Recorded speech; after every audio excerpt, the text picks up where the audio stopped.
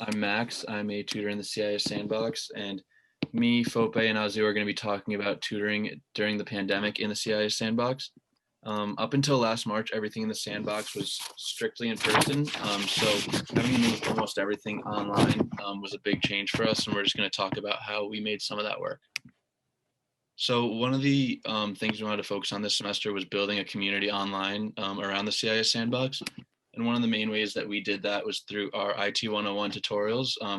This was just a set of video tutorials that we recorded and uploaded to YouTube and sent to all the IT 101 professors, which is the introductory computer science class. And we did this so that the students could have access to online, tutorials on how to use their different programs, their different stuff that they need for class, and just has like a reference to go back to if they ever need to figure something out.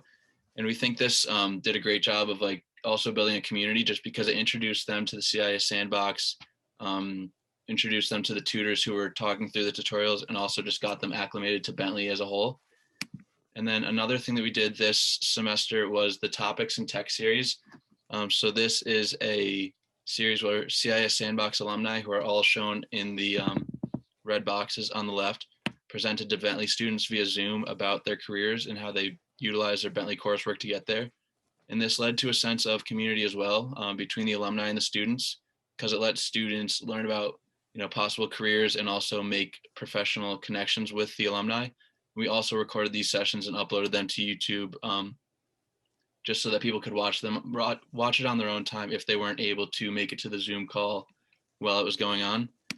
And now we're going to talk about the 4 ways that we tutor in the Sandbox this semester, which includes in-person tutoring, the review sessions we hold for each CIS class section, our online drop-in hours, and our online appointments. So our first way that we do tutoring is in person, which used to be the only way we did tutoring. Although there are many restrictions and rules now due to COVID, like only one person to each table, and the fact that we need to stay 6 feet apart, through the TV screens that we have in the room and successful communication between tutors and students, we were able to make it work and continue to effectively tutor in person. Another way that we tutor is through review sessions.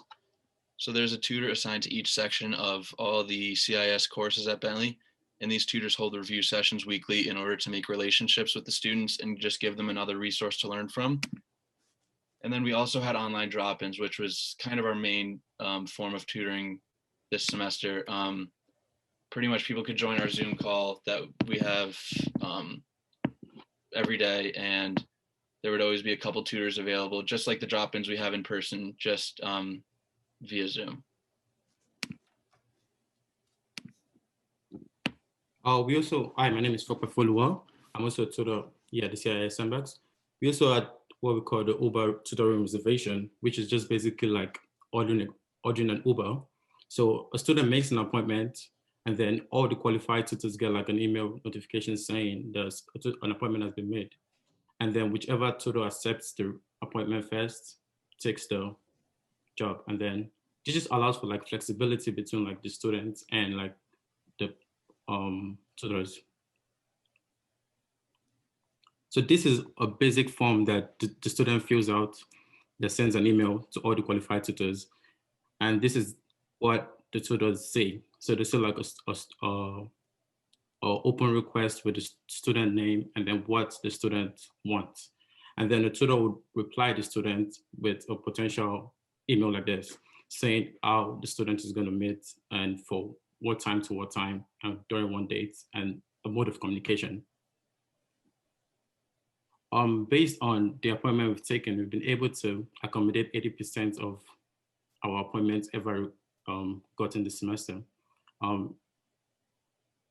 These are the amounts of appointments we get per week, and it's never been below 15 appointment requests.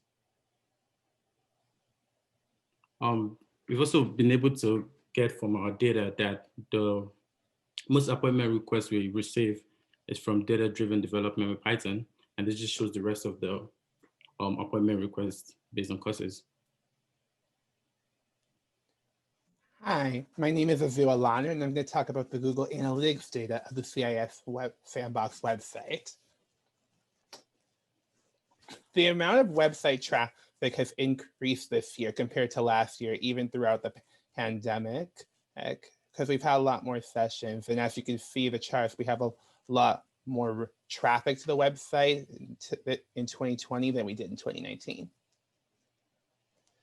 As I said, since the pandemic started compared to last fall, we have a high spike in new visitors and old visitors that visit the Sandbox website and go to various pages. So if you look at the pie charts, you'll see that we have 83.4% new visitors compared to 82.5% visited the Sandbox this year.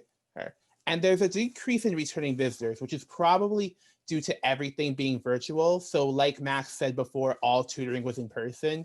And this time students have to go on the website, look for the schedule, look for where to reserve a tutor and everything else they need to do. And then this shows the user behavior of the website. If you look at the website, most people typically go to the Sandbox first, and then they either look through for topics in tech, the tutor schedules, stuff in Java, and other websites that they need help with. This showcases a lot of the majority go to the Sandbox website and the other tutor pages themselves. And with that, we will take any questions. So I was just curious with the the move to all online. What were the biggest challenges for you in terms of moving the whole Sandbox experience, making it virtual? Well, for the most part, I would, and I think Max would agree with me on this, is making sure to accommodate everybody. And since there are restrictions in place to making everything online, you can't see people's computers, so you have to share their screen. So I was trying to make sure we could give them the most adequate help that we could give them.